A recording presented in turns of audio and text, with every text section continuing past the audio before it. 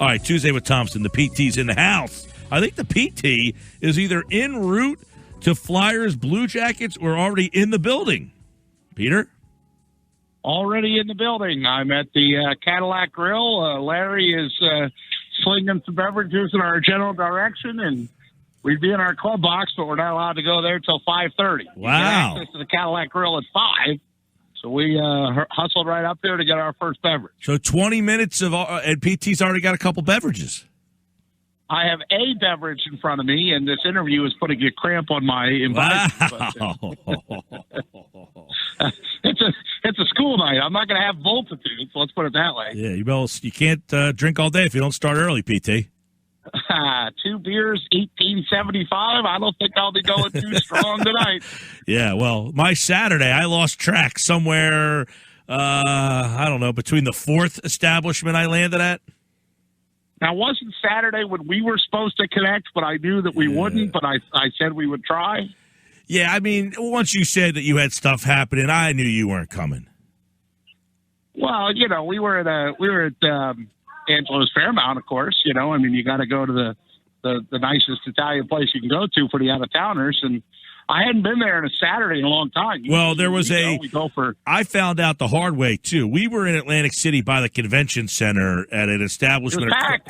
Well, there was an RV show in town, and there was like a youth soccer tournament at the same place. The youth soccer tournament was taking up tables at 8 and 10. And yes. Yeah, look, I'm all for tourism dollars coming into Atlantic City. I'm all about it. Yep.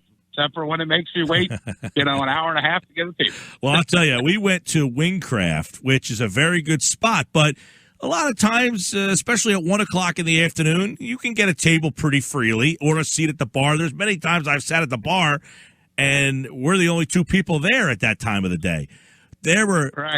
Every seat was filled, every table was filled, and the bar was 4 deep. And you walked in like, what in the Sam Hill is going on? I couldn't believe it was 1 o'clock in the afternoon. So the funny part is, Pete Thompson, so this is where you come in. Oh boy. So you know me, I'm angling for, all right, let me find where I can get us a couple of seats here. So I found the end where I said, all right, well, stand down the end here. At least the bartenders can see us. And now we're at the end, and I'm trying to find out who's light on the food, so they're going to finish their food and get up. So the 2 people at the end. So we start going down, and I'm starting to make a little small talk.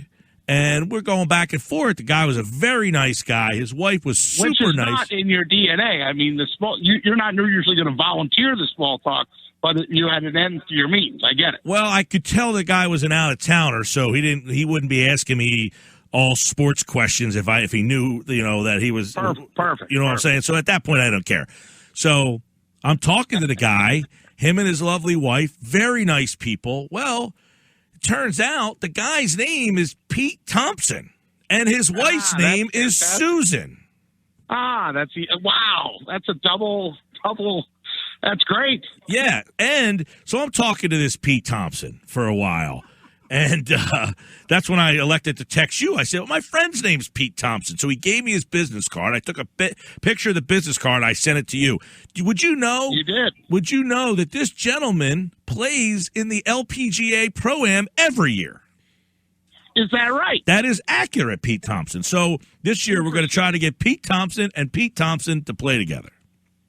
All right. Now he apparently spends more money than we do to play because he's played with like the top end players. Like he was telling me some great stories of some of the people he's played with.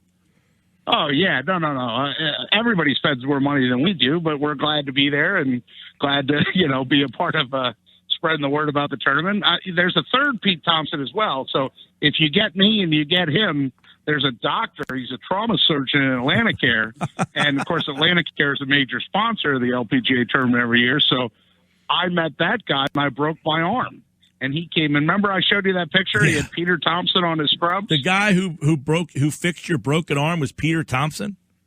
The guy who's the head of that trauma floor, or the guy that's a trauma surgeon. Yeah. He was not the one that fixed my arm, but he's on that floor. And it caused great confusion because here I was scheduled for a fractured left humerus repair, and all the staff at City Campus was like, but I just saw him last night. Or, like, how could he break his arm? How could Dr. Thompson break his arm? Because here was Peter Thompson getting operated on first thing in the morning, you know. Well, this guy and we had so many random things that were, like, similar. Like, sadly, he was telling me this story about a guy that he knew who passed away on January 24th, which is my birthday. And I was like, but that's weird. my birthday. Wow. And then there was another story about, we both play in the LPGA. His name's Pete Thompson. His wife's name was Susan. Of course, your girlfriend is Susan. It was just really weird. Now, you're not going to tell me that you like that Pete Thompson better and I'm out and he's in, right? I'll tell you what, he was more genuine and he was a very nice person. Like if he told me, hey, I'll meet up with you later, I would believe that he would. When you told me, I didn't think you were coming at all. I'm a very nice person, and I genuinely wish I could meet you half the time that you ask me repeatedly to come meet you. I just can't. Well, I know, but he was just more believable about it. Like, I don't get my dog ate my homework. I don't get that whole my dog ate my homework. I was with two men that were taking me around places. I mean, that whole story the next day was so convoluted that I didn't even bother answering it. What, my lengthy, detailed, true text that I even bothered to send you out of courtesy because I knew that I had failed to text you the night before, even though you were S-bombed and wouldn't have remembered? Well, by the time we went from Wingcraft to Tennessee Beer Hall to Vagabond to Robert's Place, somewhere between there, I lost track of where I was going. Wow, that does sound like a fun day, though. Ooh, and I tried to bring you along. Yeah, well, I'll let you know the next time I'm on the Hall Pass. You got the Hall Pass tonight, apparently, and you're at the Flyers game, and it's a big one. 23 games left to go, PT, and this team they play tonight, this is an important one.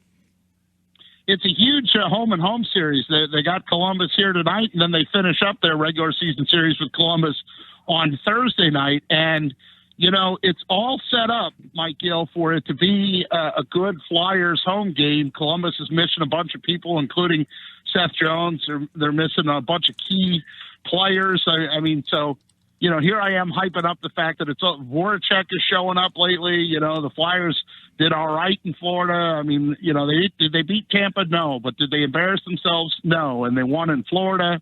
And so the Flyers have been decent in their last 10 or 12 games. Carter Hart will probably be in goal tonight. But the big thing is I get scared because I'm typical Negadelphian, and I sit there and think, so here I am looking at a matchup where the Flyers should come out and win this hockey game, and I would not be shocked if they came out and were down 2-0 after the first period on sloppy, stupid goals or something. Well, they typically do, That's especially. the thing that drives me crazy about this team. Well, they typically do, and Hart specifically plays better at home. They're like the Sixers. Yeah, he's They're good much at different. home, so that's why they'll go Hart tonight, and they'll probably go Elliott. Well, unless Hart completely stands on his head. And I'm pretty sure Hart's playing tonight. That, according to Kevin Durso. Yeah. Hart will be in tonight, and, there's a chance it could go Elliott on Thursday, or we'll see how Hart does tonight. All right, well, Monday. Every point right now. You said the number of games that are left. 23. It's way too tight, and the Metro, look, it's the toughest division in hockey. And so they painted themselves into this corner where if they were in any other division, they could feel comfortable, but they're not. They're in the Metro, and they have to keep picking up points. All right, 2 points, not one. I want to ask you your opinion because the trade deadline is Monday. There's only going to be 20 games left. What would you like to see them get that they can, implement into the team with only 20 games remaining? Well, it's funny because they're not going to get to Foley. He already went. That was a move that happened last night. So, I mean, there are people out there that see, like, these big names, like, oh, let's go after this guy. Or, I've heard, like, a Joe Thornton name, for example, a veteran guy with a big contract and expiring thing that, there are teams that are out there that are trying to move people. To me, I know he's skating, and I know he skated this morning, but I'm still not optimistic that Nolan Patrick is either going to return or, if he does, contribute to this team in any meaningful way. And that's really handcuffing Chuck Fletcher as he tries to decide what he's going to do. I look at it like this. If they could go out and find a solid third-liner guy and truthfully a center, if they could find a third-line center, then I think that for not that big a price, I think that'd be fantastic. All right, Tuesday with Thompson, the PT's with us here. He is in Philly for Flyers hockey tonight. They take on Columbus and the Blue Jackets, and, of course, you can hear that game following high school basketball on 97.3 ESPN. Did you watch any of the All-Star Weekend, PT?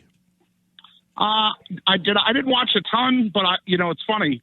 On Sunday night, because I had Monday off, I turned the game on literally right at that key sequence in the fourth quarter where there was the block, and it was it a block or was it a goaltend?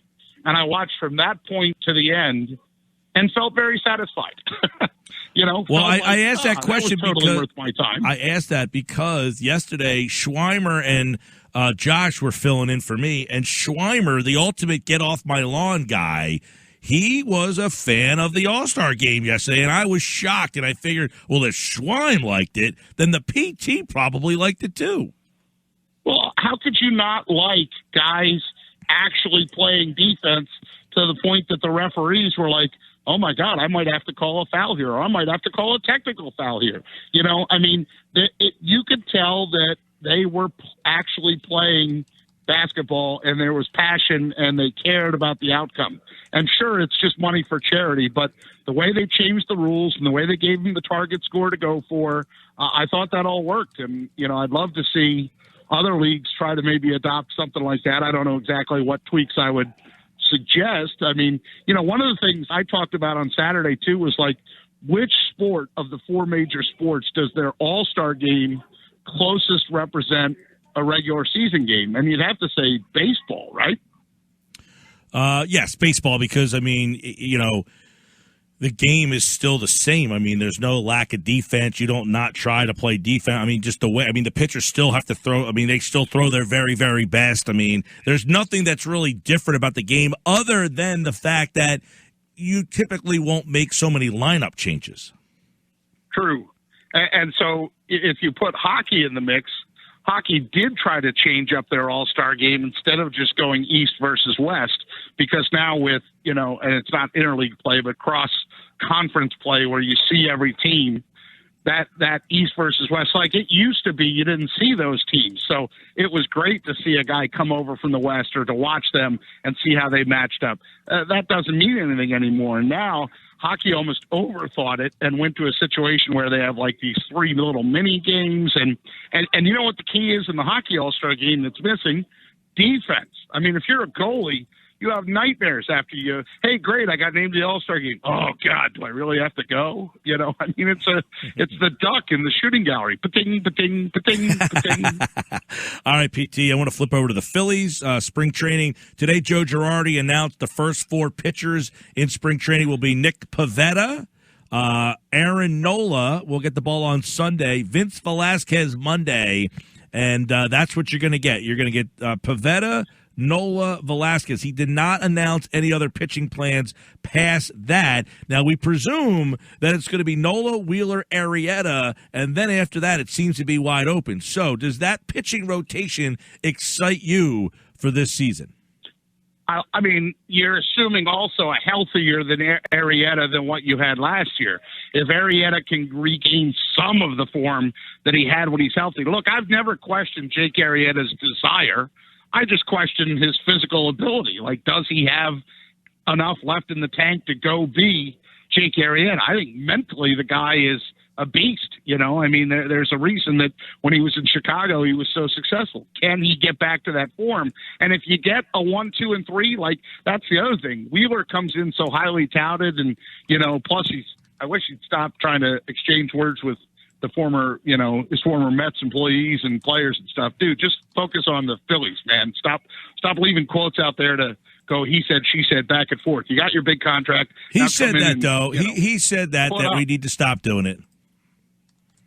So good. So he's an adult in the room. But, don't you worry? Don't you worry that Zach Wheeler's going to come in and not be Zach Wheeler of the year before? If you get that, if you get Nola what you expect or maybe a little more, Wheeler, even if it's a little less than what he had last year, that would be good enough. And Arrieta more, that's a good 1, 2, 3, and you let the other two pieces find its way out because McCutchen will be back and hopefully healthy. Didi solidifying it short and bringing what he brings to the table. There's a lot of question marks, too, obviously, about Gene Segura says he gave up alcohol. MG, could you and I give up alcohol? But, hey, if that's the move that he's making to drop LBs and to, try to find his way into the lineup, fine. Yes, especially I can't drink whiskey, so I could cut the whiskey out like he did. That's what he said. He said he got rid of. He did express some remorse though about the whole McCutchen injury thing. Did you notice that? I did see that, and I think that's the first time that he actually kind of, because I think in the heat of the moment, like when it happened, you just feel so stupid and embarrassed, and then as it went on and the narrative became, boy, the Phillies aren't the same since Andrew McCutchen went down, then that only made him feel worse, yeah, we're not the same, and it's my fault. He knows it. We all know it. But move on. Yep. All right. With that, we've got the whole situation, not situation, I mean, that's making a big deal out of it, but Kingery second, Segura third, they're playing around there. They don't know what they're doing. Yesterday, Segura took more reps at third, and Kingery was more at second. Is this lineup exciting you? Well, first of all, I like Kingery at second. I like what he brings at that position more than, but you got to find a position for Segura somewhere. And I don't like Segura at third at all. Well, he's never played there before. That's why I don't like him. I mean, this isn't 92. Like, here, kid, here's a glove. Go learn the position. Like, come on. So if that's the case, if you have to put Segura at second, then you might have to put Kingery at center, and I'd be okay with that. Kingery got enough reps, and that's why Kingery's on the club too. He can play multiple positions and not fully miss a beat. You know what I'm saying? So if that's the way that shakes out, am I excited about the lineup? I mean, Bryce Harper's Bryce Harper, right? If you have McCutchen back in there, you think that the guys are going to play a little harder and set the table the right way. What do you think Didi's going to bring to the table, right? And is he fully back healthy where he needs to be? And I think the biggest thing too is these little subtle things about just sometimes changes in attitudes, changes in latitudes, to quote Jimmy Buffett. I see these little quotes that come out where Aaron Nola says, like, hey, I'm thrilled to be with a pitching coach that actually wants to talk about pitching, or you see that the Joe Girardi in his comments, right? I don't think there's going to be a single player on that roster. Now, of course, there's 79 now, but when they get down to it, 26 this year, right? I don't think there's a single player that, if Girardi's disciplining them, is not going to know why they're being disciplined, what it's for, and what the message is. They did practice home run trots yesterday, and his one takeaway was, hey, make sure you hustle before the ball goes over the fence. There you go. I'm okay with that. All right, Pete Thompson, by the way, Nigel Bradham released today by the Eagles, which means tryouts for linebacker are going to be happening this weekend. Yeah, I heard you guys talking about that when I was in the car on the way home from school. I mean, that's inevitable because, what do they say, $5 million, right, by scuttling him? But about the biggest takeaway, what was it? About that, yes.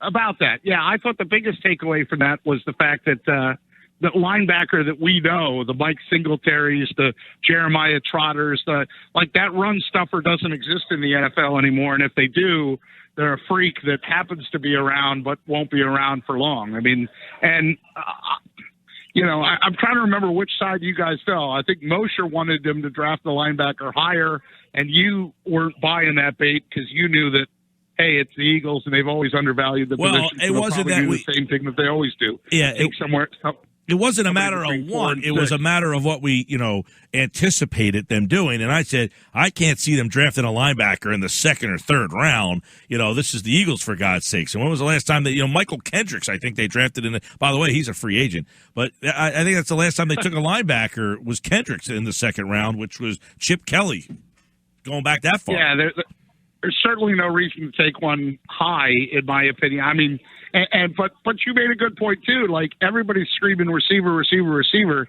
The draft is supposed to be so deep on receiver that maybe they do go corner first and receiver second. I mean, good Lord, we are what are we, a week and a half or still 2 weeks away from the combine, and that's changing too. We talked about that on the Pete Thompson show last weekend. I don't know if you heard that discussion with Dave Weinberg, but they've moved the entire combine. No longer will you be able to spend your lunch hour watching guys run in their underwear. It's now all in prime time. Jeez, unbelievable. I did miss that. Sorry about that, Peter. I was preparing for a long day of bouncing around the island and a long day of duds and suds. I got it. He's Pete Thompson, host of the Pete Thompson Show, Saturday mornings 8 to 10 on 97.3 ESPN. And, of course, we have him here for a Tuesday with Thompson. I know you want to get to your seat, so we'll let you get rolling tonight, PT. Flyers hockey against the Blue Jackets, and they need a win tonight. All right, man. Must win. All right, buddy. Talk to you soon. All right, that's, of course, the host of the Pete Thompson Show. Pete Thompson right here on 97.3 ESPN. 8 to 10 Saturday morning. You can check that out right here on 97.3.